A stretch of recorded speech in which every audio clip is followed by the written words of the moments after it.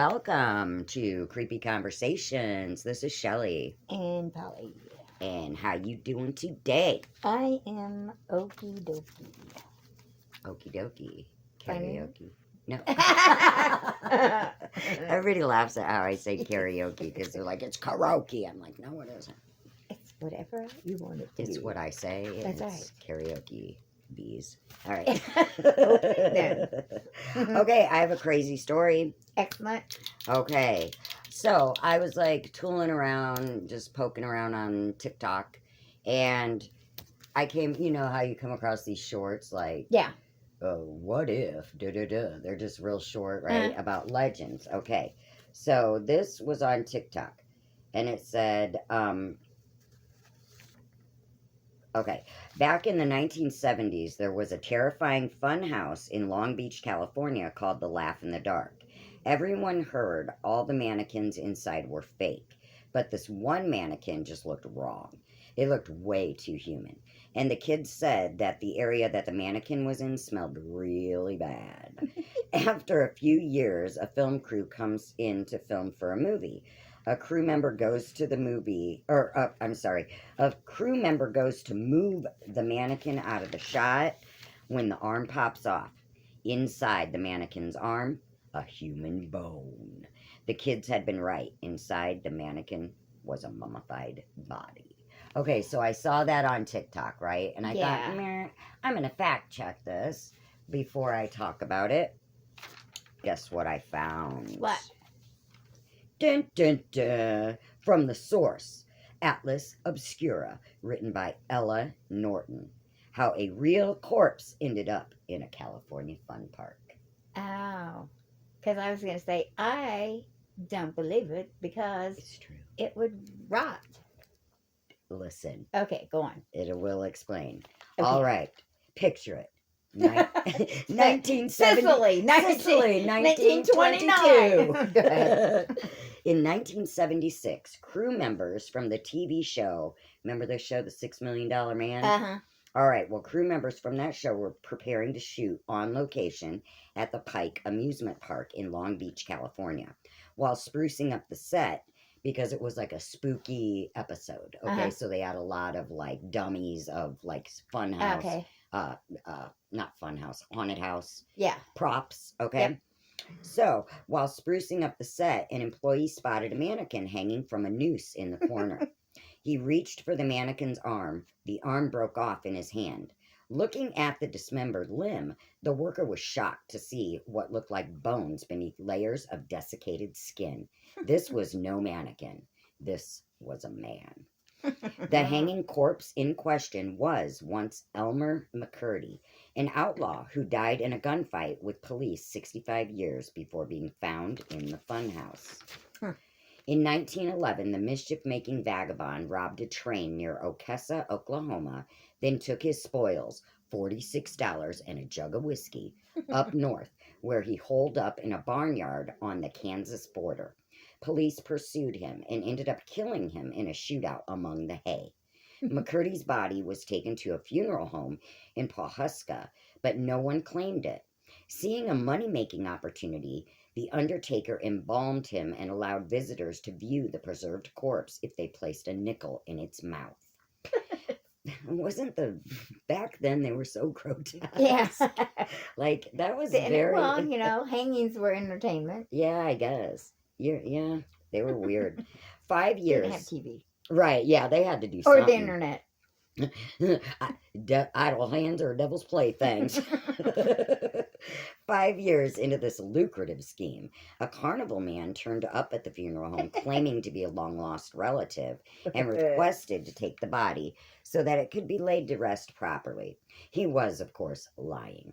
Yeah. Within weeks, the McCurdy corpse was the star attraction of a traveling carnival. For 60 years, McCurdy's mummy made the rounds of carnivals, wax museums, and haunted houses until it turned up inexplicably at the Pike Inn, Long Beach, California. By this time, the legend of outlaw McCurdy was long forgotten, and the body was assumed to be a fake. After the $6 million man discovery, police identified McCurdy and sent the body to Summit View Cemetery in Guthrie, Oklahoma for a long-delayed rest. McCurdy's grave is marked by a stone that lists his death date as 1911 and the burial date as 1977, with no elaboration on the matter. Yeah, but wouldn't he have been more famous to keep him as like the outlaw? You would think, but I think like But, they, you know. for what do you call it? Respect reasons, I guess they had to lay the body to rest. No, I mean the guy that kept him around. You say that again? The guy that kept him around, wouldn't he have made more money off of him being a outlaw legend? You would think. Yeah, you would I mean, think. whatever. Right. Okay, so a thick layer of concrete atop the casket ensures that the corpse will not walk about again. Not necessarily true, my friend. Yeah, remember that one grave with a witch, the footprints all around? Oh, I don't know about that. And they like tacked it down. I was thinking about the grave of... Who? Gosh darn it. I was just watching it. Oh my goodness. Oh, I know. Jack the Ripper. Yeah, that's They a creepy have, one. it's actually not Jack the Ripper. It is H.H. What the heck is his name? This guy's know. or it's either great or great grandson of H.H. whatever. He's saying that he is Jack the Ripper, blah blah blah. But anyways, his coffin was... Oh, he claimed to be the Jack the Ripper. Who would do that? Like notoriety. Well, he's saying that my grandfather's Jack the Ripper. I Oh, can prove it. brother. Well, anyways, Okay.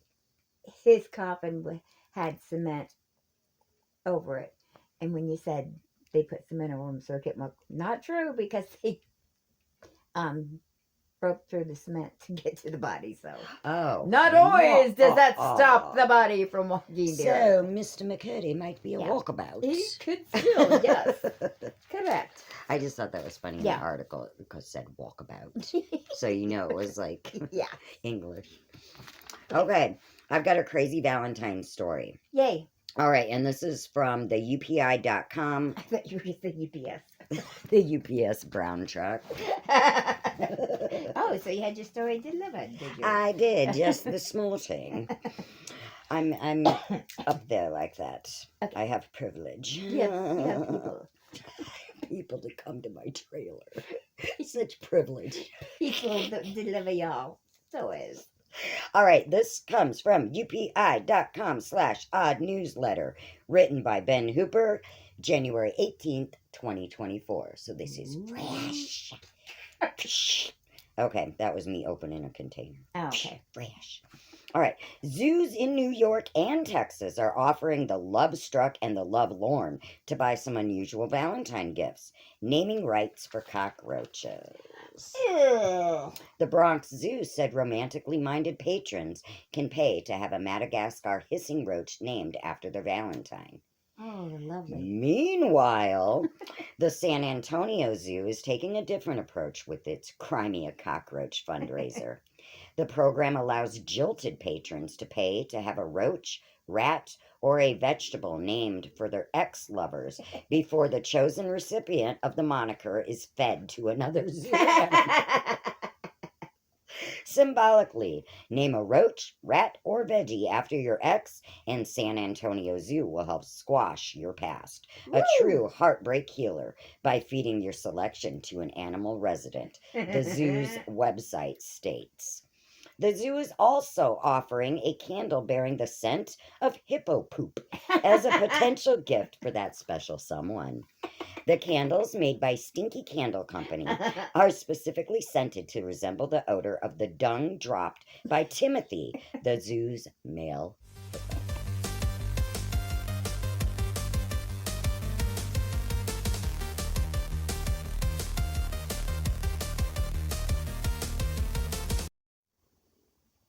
And now, welcome to the ranting ring. And I hear... No, ding. Oh. You forgot your forgot bell. my bell. Mm. Boo. Doesn't ding. They're kind of. Hey, that's a good one. All right. The ranting ring. And Polly has a few rants. Rant away, my dear. Okay, since you sent me that clip on, Well, you have to explain what I sent to you. I was gonna. Oh, okay. On Candace Owens. I'm ahead of Well, myself. I really started liking until you sent that to me. I used to like her until this. Okay, so last time we talked about servers and tipping and blah, blah, blah, blah, blah. So then Shelley sent me the link on Candace Owen. Is it Owen or Owens? Owens. Owens. I'll drop the link below too if Yes. you guys want to watch that episode. Which I was starting to like her, but then I really was starting to like her, but this kind of unless we I might have misunderstood it. Yeah, I might have misunderstood it, so I'm gonna give her the benefit of the doubt because I like her. Yeah, she was talking about how her husband was correct in not tipping. She thinks that it's wrong to ask for tips. She thinks it's wrong. Well, explain her husband is from another country. He's English. He's from England or whatever. And I'm not for sure if it's actually England itself, but I know in some countries across the pond, they do not tip. But then again, they are also paid hourly wages. They're compensated, yeah. They're compensated, yes. So you don't need So if tip. you want a tip, you can just add it on, and it is considered a tip. Yeah. Right, but if you don't, you're not considered an a-hole because they're going to get paid what they earn anyway. Yeah, so she was saying that, she agrees that you shouldn't have to tip. She was also agreeing, she also did say something about there was in one of the places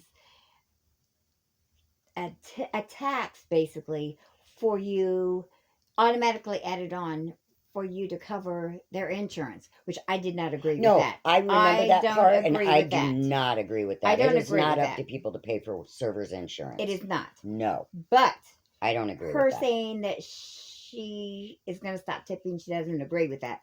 I don't agree with that because now if she meant, I think she should state it if she meant it, that she thinks that the owner of the restaurant should compensate you.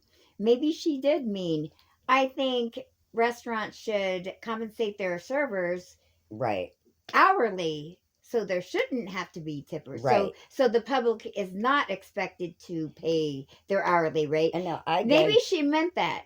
If so, she should have said that. And if she did mean that, I would agree with that. I would agree with that. I totally agree with that. Because of the economy, and nobody has extra money. But the way it came across was, I shouldn't have to tip you, Yeah, she came across kind of haughty. Server, like kind of, like you're just a peon. You're just a server, and you chose to do that job. Right.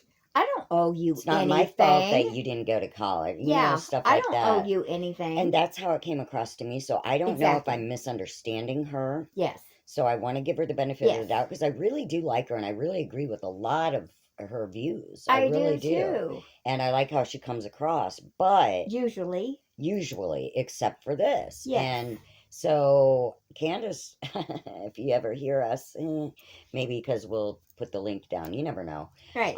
But please explain yourself because we really want to like you. Yeah. But we, as servers, are perplexed and we really offended.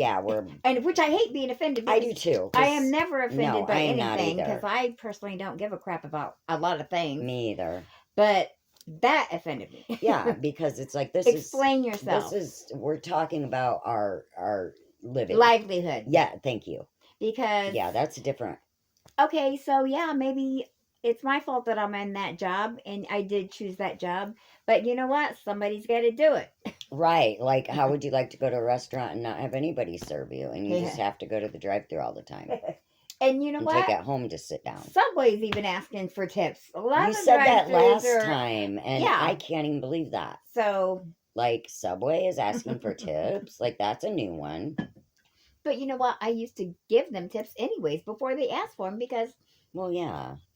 They are making my food, exactly. Whatever. I don't know how much they make an hour, though. They make $10 I don't an hour, either. but I don't know, but I my don't know. theory is I'm in the business and I appreciate Exactly. you. And Thank you. also, yeah, exactly. I can empathize because I know what Right. it's like, Right. and prices just keep going up, and our wages don't. Yes. You know, they compensate everybody else. Everybody else's wages go up, but ours don't. Right. And it's not. I Right. don't know. I don't know how they expect servers to make it. I honestly don't Unless either. you're working in a really posh place or you're a stripper. Yeah. And you know, them days Right. are way behind me. Yes. If they ever were a Yeah. part of me, Yeah, which they were not. Yes. But no. I'm just saying, if like those days, that could not even be a, Right. you know, Okay. option nowadays. Yeah. Okay, so my other ring. Unless I wanted to work the breakfast crowd with the old 80-year-olds. Nice. Breaking a bone on the pole. Takes one man's trash is another man's treasure. Hey, there you have it. deliciously white trash. Yum. Okay. Okay. Ready for my other rant? I'm ready. It's ready. more light. Got my gloves on. It's more light rant. So I was listening to my morning show on the way to work on B100. Alrighty. And do you want to plug the show? Do you know the name of it? Absolutely. It's Brittany Bailey's morning show on B100 because we love them. Yay! And she was doing her section, which is Chat with Moody. He's the night DJ. Okay. Whatever. And they were talking about basically what gets them going, which is their ranting ring or whatever. Okay. And he was talking about just common courtesy things, like driving.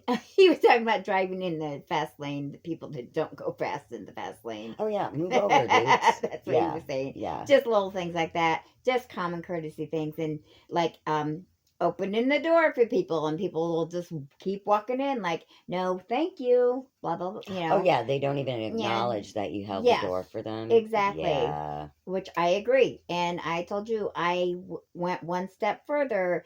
Somebody is walking in front of you. They know you're behind them. They walk in and just let the door slam in front of your face. Yeah. It's like, really? Thanks. Yeah. Or sometimes like if I do hold the door open for somebody and they just walk through like nothing, sometimes I'll just be like, you're welcome. Yeah. Of course, in my head, because I'm a telephone tough guy, I would never say it out loud. I never say it out but loud. in my head, but I'm like, you're welcome. Have a nice day. Right. You're welcome. Thanks for being so kind. I love your manners. Yeah. I love how your mother raised you. Yes. Gosh. Yeah, it's rude. But I did have a nice guy today that did hold the door open for me. Nice. He not only held the door open for me, he waited. He started to go in the door. He saw me coming. He stopped and he waited for me to get to the door and then held it open for me. That's wonderful. So I tried to hurry to get to the door. He said, no, you don't have to run. Just, you're fine. So thank you, sir. Again, I did thank him. Okay, so are we going into kindness corner? Yeah, you got one? Unless I thought that was your kindness. Well, I don't have a rant. I'm real happy this week. Sorry. Sorry, I wasn't it's an odd week for me. Sorry to throw you off with my bad vibes. Well, no, your vibes are good. I like a rant. Yay! But yeah, you got a kindness? Actually, I just want to thank my husband for always going every single night. He goes to Dollar General for me, and gets me a crap load of candy. Oh yeah, which FYI, so thanks to him for you giving me my candy tonight. Your Kit Kat.